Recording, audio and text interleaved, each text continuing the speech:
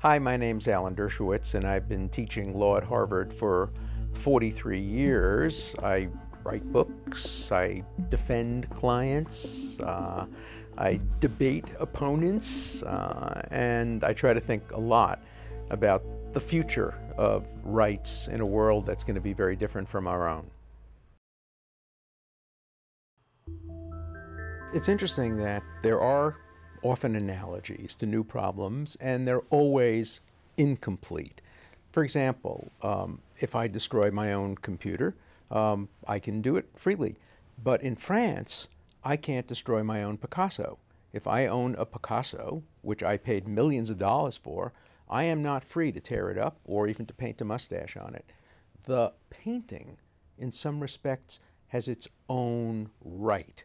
The right of integrity. Maybe it's the right of Picasso, who was the original artist, who's now dead, but the painting in and of itself. Well, it's the public's interest in the painting. It's just like having a landmark of national... And it's always going to be the public's interest in something. It's the public's interest, perhaps, in the animal not suffering. Right, but in the case of animals, it's not just the public's interest in the animals, it's the idea that the animal is suffering. We shouldn't cause a conscious, sentient being to suffer. But it's the human beings that assert that right. And there is a big dispute among animal rights advocates today as to whether the rights are inherent in the animal or inherent in the human beings who see the animal suffering. And there's no need to resolve that at this point in time. Rights are complicated. You'll be surprised to learn that, as somebody who's defended rights all of my life, I believe in a rather restricted definition of rights. Because what are rights? Rights are ways of trumping majority will. Preferences are what the majority want in a democracy. Rights are a way of saying, look, the majority can't win this time. Even the majority says we're going to take away something. If it's a right, we can't take it away. And there are two essential sources of rights. Some people believe they come from external sources, from God, from mountaintops, from nature. And if so, it's hard to quarrel with them. If God speaks with a singular voice and says there is a right, who are we to take it away? If nature speaks, and of course nature doesn't speak, but if it were to, who are we to take it away? But there's another source of rights, and that is just human beings. We simply decide what we label rights, what we don't label rights. We base it on experience, we base it on trial and error, and ultimately we come up with a group of things we call rights. It's interesting. The Declaration of Independence said, rights bestowed by nature's God. But as soon as we wrote a constitution, God's not mentioned in it. Nature's not mentioned in it. It's just Congress, the president, human beings. So if we have to discover rights, then it'll be very hard to give rights to machines or to animals, because most of those who discover rights claim to be discovering them from God.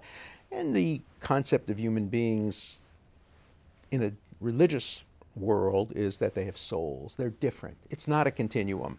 It's not human beings to sentient animals to ultimately sentient machines. Humans are different.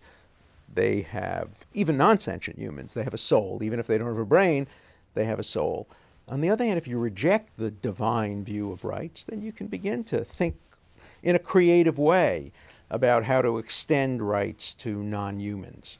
One theory, anyway, of our legal system is it's based on the idea of the subjective experience of an entity. So, you know, I can't hit someone and cause them pain because it's causing suffering to a conscious being. That's right. And we do have, animals do have some rights. We can't just arbitrarily cause pain to animals because there's some sense that the animals suffer. Mm-hmm. So then the question is, you know, can a computer software program suffer? Now that seems like an absurd proposition today. My whole thesis is that we'll get to a point where we won't be able to tell the difference, at least objectively by looking at them. When these entities in 2029 or 2035 say, well, I'm really angry or jealous or happy, it will have all the subtle cues that we now associate with those emotions, and they will be convincing. And many of us will believe that they really have the subjective experience that they appear to be having.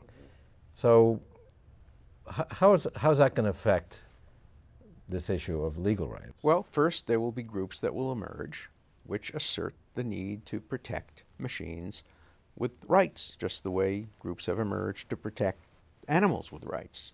There will be a clash, there will be advocacy on both sides, and in the end, probably there'll be some compromise. The straight analogy, at least initially, would be rejected, and people will say that they're not human, but maybe they should. If they really do suffer, if they have these subjective experiences, at least gratuitously, we shouldn't be able to torture them, to get pleasure out of seeing them suffer the way we do with animals. Where I think the cutting edge will be is when human beings are partly machine and human beings are partly animal.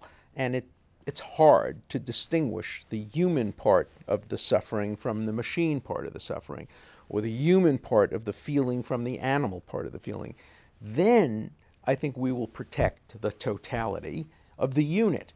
And from there may emerge rights for the separate part of the unit, that is the machine, and the separate part that's animal. In my view, if you got to 2035, biological human like Alan Dershowitz or Ray Kurzweil will be partly non-biological. And a key thing is once non-biological intelligence gets a foothold, it's going to grow exponentially. It doubles its power every year. Biological thinking is fixed. We'll get to a point, and I think it's in the 2030s, when biological human with biological parents will be more machine than human. And also will distinguish between the human that is partly machine and the machine that's partly human. It doesn't seem possible today that we can enhance a machine by taking brain cells and putting it into that machine, but who knows, that's possible. Certainly that could happen with humans and animals as well.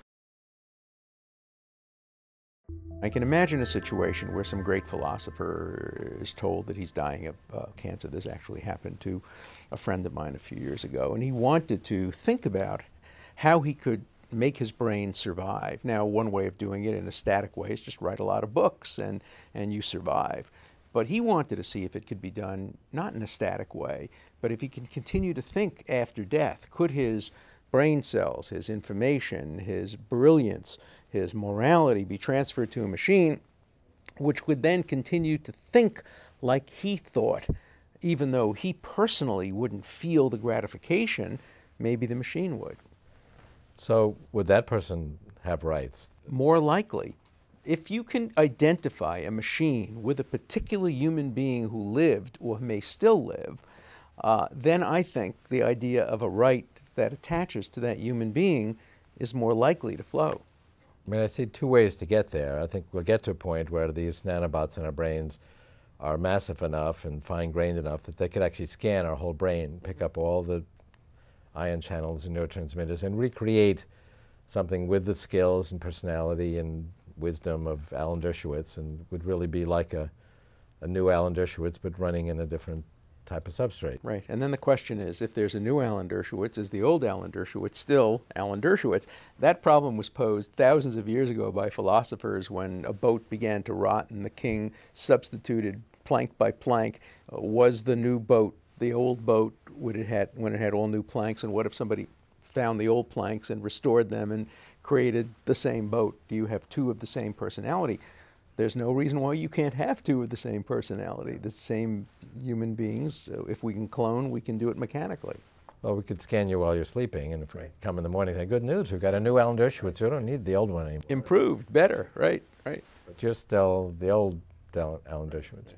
But the other scenario is that we will actually migrate without an old and a new into a more non-biological form by adding non-biological components, say in our bloodstream, that will go into our brain and expend our memories and our logical thinking. But you say biological, non-biological. Even that distinction may eventually disappear, because what is a biological function? It's just material, and we may be able to replicate some of the material of biology ultimately in a computer or a machine that even breaks down the distinction between biology, the whole mind-brain distinction, the machine raises questions about. We'll get to a point where it's not just a clear distinction. Here's a machine, does it have rights, and here's a human. It's going to be all mixed up. Right. But we're still going to have to figure out who has rights. The idea that was most compelling for me is the way in which machines are like human beings, and the way in which machines will become more like human beings, and human beings will become more like machines, and how categories will break down, and how in the end we'll see a synthesis, and that knowledge will be expanded by breaking down these traditional categories. There will be a date where the President of the United States has more going on in his or her brain that is non-biological than biological. When we merge sort of human thinking with machines. And it's going to bring up interesting issues. I mean, someone might say, well, I'm not responsible for that. The computer in my head made me do that. We already hear that. We already hear, I'm not responsible for that. The television I was watching made me do it. The music I was listening to made me do it. The BlackBerry I was playing with made me do it. Of course, it's going to get even greater. The abuse excuse, which is part of human nature. It starts with Adam and Eve, saying to God, it wasn't my fault, the snake made me do it. We always blame others, and if we're part machine, inevitably, we're going to say, look, don't put me in jail, just replace my machine. Many people think that the flip side of rights is responsibilities. I don't think that's a good way of looking at it. Because rights generally are restrictions on the power of government, but also something that adheres to each human being. And we do have rights without responsibilities. Children have rights, they don't have great responsibilities. People who are dying have rights, they may not have a lot of responsibilities. But as human beings, if you look at human beings during the whole of their lifetime, we have both rights and responsibilities. And one of the reasons we have rights is because we are capable of also being responsible. And if rights were ever given, any kind of rights to machines, there would be accountability and responsibility expected from them. And they would lose their rights if they acted irresponsibly. And machines can act irresponsibly, and I'm sure some will act irresponsibly. Eventually, we're going to see robotics performing medicine, and we're going to see robots that can be transferred to third world nations where there are no doctors, and where the robots who are programmed by doctors at Harvard Medical School will be performing medical functions in places where there are no doctors available. So obviously this is going to happen, and responsibility will become a key issue. But a key sticking point on the voting issues, voting implies accounting, a unique identity, and that is a difference between machines and... But what you're doing is you're locking yourself into a 21st century concept of voting. It may be that in the future we won't be able to count entities and singularities and individuals as the voting population. We may have to redefine that. Look, there are no constants when it comes to these issues. Everything's a variable, and we may have to rethink what a vote means, what a population means, what an individual means. All of these things are subject to redebate, and you're the reason we're debating it, because you've thought more clearly about the future than any of us. In the Jewish religion, we were always taught that the Messiah is coming, but we were taught it's never actually going to come. It's always going to be near and close, and it's never quite going to be there. And that's my view of the singularity. It's getting closer. It's getting closer. But I don't think we'll ever sit down and say, whew, we're there. It's happened. It's been accomplished. I think it's always going to be an ongoing process.